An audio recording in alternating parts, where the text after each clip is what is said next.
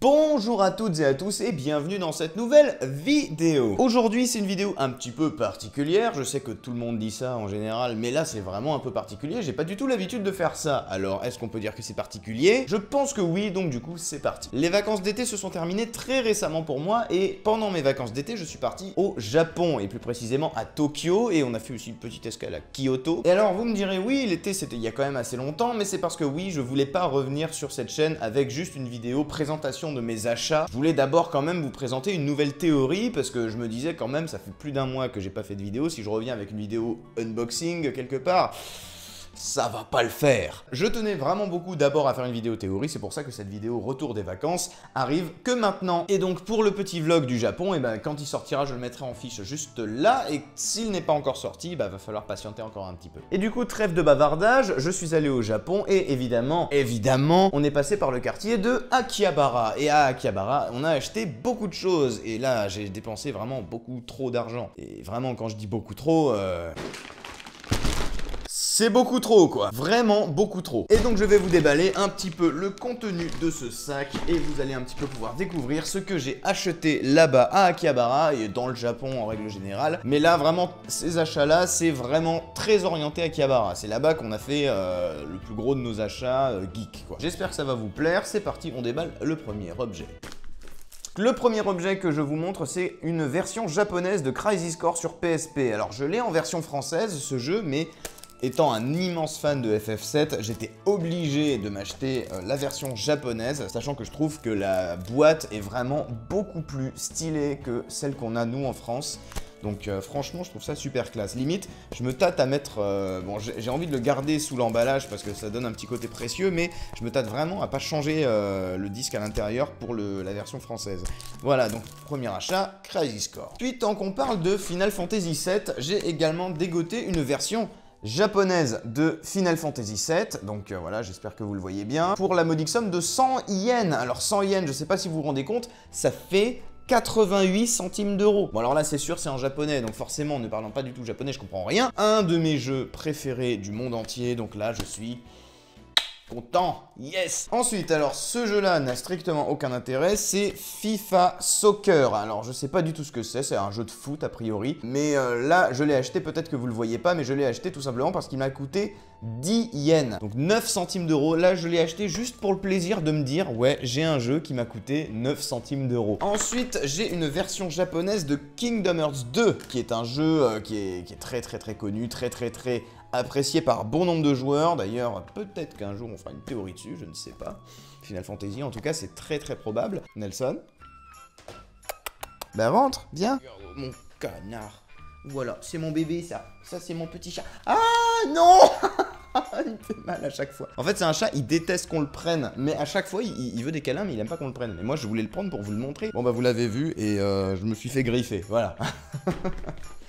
Suite, on continue avec les Final Fantasy, avec Final Fantasy X, encore une fois en version japonaise. Ensuite voilà, un peu dans le même délire, on a Final Fantasy X 2 en version japonaise, toujours. Donc vous voyez que je me suis lancé dans une petite collection Final Fantasy. Si vous n'avez pas compris que je suis fan de Final Fantasy, bah franchement, je ne comprends pas pourquoi vous n'avez pas compris. Donc là, j'ai acheté aussi le jeu vidéo Berserk en version japonaise sur PS4. Parce qu'il faut savoir que Berserk, depuis quelques temps, je me suis mis à les lire. Là, j'en ai pas mal dans mon étagère. Et j'ai regardé la série, j'ai regardé les films, et je suis devenu ultra fan de cet univers. Et donc du coup, forcément, je me suis acheté le jeu sur PlayStation 4. J'ai également une petite lithographie Pokémon. Bon, ça, c'est un truc que j'ai eu dans un magasin. Je crois que c'est en achetant un magazine ou un truc comme ça que j'ai eu ça. Je sais plus. Enfin bon, je trouvais ça joli. Un gachapon. Pourquoi un gachapon? Parce que je ne pouvais pas partir au Japon sans acheter un gachapon. Et évidemment, j'ai acheté un gachapon Ultraman.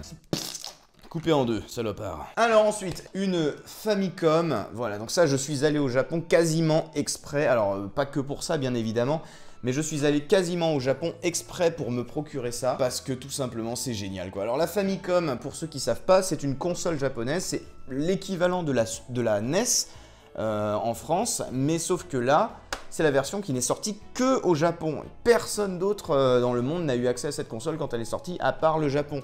Et donc du coup, forcément, j'en voulais une, parce que moi-même, j'aime beaucoup le gaming, le rétro gaming, tout ça. J'en ai très peu des consoles rétro gaming, en fait, je crois que j'en ai pas vraiment beaucoup. Mais alors, la Famicom, voilà, on peut considérer que c'est ma première. Et donc du coup, je suis assez fier de l'avoir dans ma collection. Très content de m'être acheté une petite Famicom. Alors, bien évidemment, ceux qui m'ont connu comme ça le savent très bien, je suis très fan de Harry Potter, donc je me suis acheté une petite figurine de Harry Potter. Petite figurine d'Harry Potter, je trouve qu'elles sont magnifiques ces figurines là, je les trouve vraiment très classe. Très jolie figurine, je pense que celle-là elle va finir carrément dans mon décor et en particulier sur ma petite étagère que vous avez l'habitude de voir dans mes vidéos. On continue avec du Harry Potter puisque j'ai également acheté la même figurine de la même collection, Hermione Granger ou Texas Granger, si je lui mets les lunettes de Benzaï, ça devient Texas Granger. Donc voilà, la même figurine mais de Hermione. Je pense que vraiment les deux, je vais les mettre dans mon décor, je les trouve trop jolies ces figurines. Je trouve qu'elles ont quand même un bon petit niveau de détail. De toute façon, c'est pas pour rien qu'elle coûte aussi cher en France. Hein. Bon là, elle a un peu la baguette tordue, mais c'est pas grave. Hein. On dira qu'elle est un petit peu impuissante et puis c'est tout, c'est pas grave. On dira qu'elle a besoin de Viagra, voilà, c'est tout. Elle a perdu son mojo, comme on dit. Une autre figurine qui va beaucoup vous plaire, je pense. Un magnifique Buzz l'éclair. Regardez-moi ça si c'est pas chouette. Un magnifique Buzz l'éclair qui a un regard de braise tout à fait sexy et sensuel. Ah oui, donc ça c'est un truc un petit peu plus petit. Pour ceux qui connaissent les histoires de Pokéball comme ça en verre, des espèces de vivarium comme ça pour mettre des Pokémon dedans. Alors je vous avoue, je suis un peu déçu par le rendu final parce que c'est un peu moche finalement. Je pense que je vais exposer ça nulle part. Et il y a même un petit bonbon à l'intérieur. Regardez-moi ça. Bah, écoutez, je vous propose, cette vidéo devient une vidéo de David Lafarge. On va goûter ce bonbon et je vais vous dire ce que j'en pense. Tiens, la poire, on dirait une poire mais qui est restée un peu trop longtemps au soleil, vous voyez. Par contre, comme c'est un chewing-gum, ça me fait chier. Trop mieux de le jeter, j'ai pas gardé ça dans la bouche. Permettez que j'en profite un peu quand même parce que bon, ça vient du Japon. Donc c'est pas tous les jours qu'on mange un bonbon qui vient du Japon. Allez, ça suffit. On passe à la suite. Je me suis pris également, alors ça c'est mon bibi. Ça c'est mon doudou. C'est la figurine du cœur. C'est une figurine de Berserk. Et voilà, c'est Guts, le héros de ce manga formidable qui est Berserk. J'ai connu les Figma grâce à Benzaï personnellement, donc du coup pour moi c'est, à force d'écouter Benzaï dire que c'est trop génial et tout ça, c'est un peu devenu une marque de référence pour moi et force est de constater que c'est vraiment de la bonne qualité quoi pour le coup. Est-ce que là mon Guts il est pas ultra stylé? Vous pouvez leur donner vraiment des positions de ouf, enfin c'est génial ce genre de figurine, moi j'aime énormément. Connard! C'est l'heure de la suivante. J'ai acheté la Figma, mais de Miku Hatsune. Voilà, donc celle-là, en fait, je suis pas forcément un très grand fan de Miku Hatsune et de Vocaloid, mais il se trouve que cette Figma n'était qu'à 1000 yens, ce qui veut dire 8 €. Donc, et comme je connais le personnage et que j'aime bien le personnage, bah, je me suis dit, ah bah pourquoi pas. Et là, c'est Détective Conan.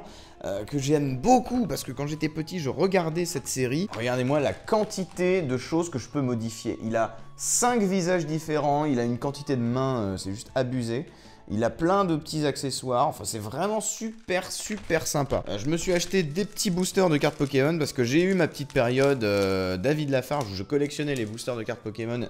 Donc j'en ai acheté 4 des différents parce que j'ai trouvé assez joli. Je me suis pris un Super Mario, voilà, donc USA, donc je suppose que c'est le premier. J'ai acheté celui-ci aussi, j'ai aucune idée de ce que c'est, mais je sais pas, ça m'a inspiré, je trouvais ça bien. Je me suis acheté le fameux Dragon Ball en version japonaise, celui que le joueur du grenier avait testé, normalement c'est celui-là. J'ai acheté un petit jeu Yoshi, parce que voilà, j'aime bien Yoshi, c'est sympa. Je me suis pris également Astro Boy, alors voilà, parce que j'avais jamais vu de jeu Astro Boy, et je me suis dit, bah j'aime bien le personnage, donc pareil, encore une fois. Et un petit Kirby pour terminer, voilà, hommage à Kirby 54, qui collectionne du rétro également, mais sauf que lui, il a une collection de Barjo, alors que moi, pas du tout. Je me suis également pris une figurine de robot guerrier. Alors voilà, je sais absolument pas ce que c'est que ce truc-là, mais il faut savoir que moi, j'aime énormément tout ce qui est robot guerrier. C'est quelque chose qui me plaît beaucoup. Et du coup, je voulais absolument repartir avec ma petite figurine de robot guerrier. Regardez-moi ce robot, il est rose et il est impressionnant quand même. Et attendez, j'ai pas mis ses ailes, je lui ai pas mis ses armes. Regardez comme il est stylé, il est trop cool, il est trop impressionnant, je l'aime beaucoup. Et pourtant, il est rose. C'est génial. Je me suis pris aussi la figurine Figma de Griffith. Donc Griffith qui est donc le deuxième personnage principal, si j'ose dire, de Berserk. Mon personnage préféré de Berserk. Et enfin, on passe à, je crois, Ouais, la dernière figurine que je me suis achetée. Et c'est pas du tout la plus petite, c'est même au contraire la plus grosse. Regardez-moi cette figurine de malade mental. Est-ce qu'elle est pas trop classe, trop stylée? Et voilà, c'était la fin de mes achats au Japon. C'était mon petit retour sur mes achats du Japon. Donc j'espère que cette vidéo vous a plu. C'est la première fois que je fais ça, donc vraiment si ça vous a pas plu, dites-le moi. Si vous n'avez pas envie de revoir ce genre de contenu plus tard, dites-le moi. Mais voilà, j'avais envie d'essayer de faire ça depuis très longtemps. Je savais pas quoi unboxer. Et quand je suis revenu du Japon et que j'avais vu que j'avais acheté toutes ces conneries, je me suis dit bah tiens, c'est la bonne occasion, on va faire un petit unboxing quelque part où je vais montrer tout ce que j'ai acheté au Japon et tout ce que j'ai ramené du Japon. Et je suis franchement assez content finalement de vous l'avoir montré parce que je suis vraiment très content de tout ce que j'ai pris en fait. Donc voilà, merci à vous d'avoir regardé jusqu'ici. Si ça vous a plu, n'hésitez pas à mettre un petit pouce bleu. Si ça vous a pas plu, n'hésitez pas à me mettre un pouce vers le bas parce que il faut le dire aussi quand c'est pas bien, hein. J'en profite aussi pour vous passer un petit message, c'est que j'ai créé récemment un petit compte Utip. Je possède un Utip désormais, donc si vous voulez soutenir un peu les vidéos, la chaîne et que vous avez envie de m'aider un petit peu financièrement, vous pouvez aller sur Utip. Le concept est très simple, vous regardez une petite pub de quelques secondes et ça me rapporte un petit peu d'argent. Sachant que je tiens à préciser que ce compte Utip ne sera utilisé que, et je dis bien que, pour acheter du matériel pour améliorer la chaîne. Voilà, donc vous n'êtes absolument pas obligé de le faire, je vous le dis vraiment pour si vous avez envie de m'aider un petit peu. Je vous tiendrai au courant sur mon Instagram pour vous montrer un petit peu l'avancée de la chaîne, comment ça évolue. Je vous mets tous les liens dans la description, il y a le Utip, le Instagram, il y a mon Facebook, mon Twitter. Je suis actif sur tous les réseaux, donc allez-y, vous pouvez aller voir et je vous ferai quelques stories pour vous montrer de temps en temps qu'est-ce que j'ai acheté avec l'argent que le Utip aura généré. Sur ce, c'est la fin pour moi, je vous fais tout plein de bisous, j'espère que ça vous a plu, n'hésitez pas à vous abonner, activer la cloche et je vous dis à la prochaine. Bisous!